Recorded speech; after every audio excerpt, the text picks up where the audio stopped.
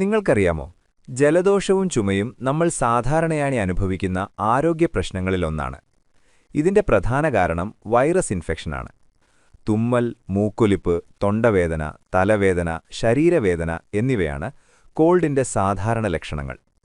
ചുമയുണ്ടാകുന്നത് ശ്വാസനാളത്തിൽ കയറിയ പൊടി അല്ലെങ്കിൽ മ്യൂക്കസ് പുറത്താക്കാൻ ശരീരം ശ്രമിക്കുന്നതിനാലാണ്.